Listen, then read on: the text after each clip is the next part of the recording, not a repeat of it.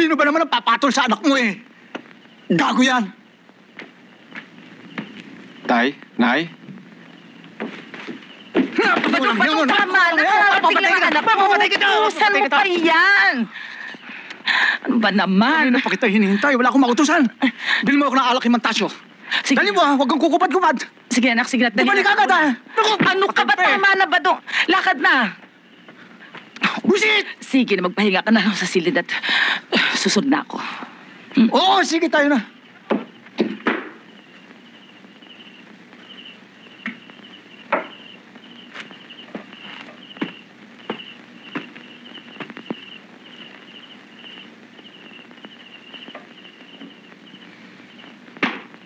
Nangangati ang kamao ko. Parang gusto kong manakit ng tao. Tumayo ka nga dyan, Dolfo. Subukan mo ko. Gusto kong magpainit eh. Ito naman si Darmo, oh. Bakit ako pa? Kung gusto mo, dadampot na lang ako sa labas. Siya nga naman, Darmo. Bakit naman tayo-tayo pa? Kayo na naman kursunada ko eh. Ha? Marami naman dyan eh. Carmen, ang sino mang unang bibili sa tindahan mo ngayon?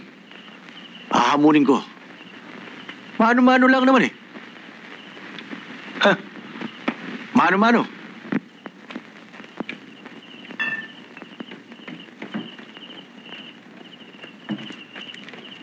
Carmen. Sige, pumanik ka na sa taas. Kanina ka pa hinihintay ng lolo eh. Hindi, meron lang akong bibili. Hindi ka naman bibili, di ba? Kanina ka pa hinihintay ni lolo. Hindi.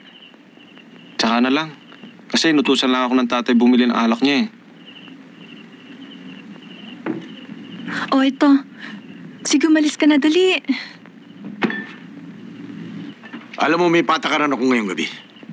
Ang sino mang bibili dito sa tindahan ni Carmel, ay hahamunin ko. Kaya kailangan lumabang ka. Hindi ako lalaban sa inyo. Mano-mano lang naman eh. Hindi nagmamadali ko kasi ako eh. Nagmamadali ka? Ayaw mo lumaban?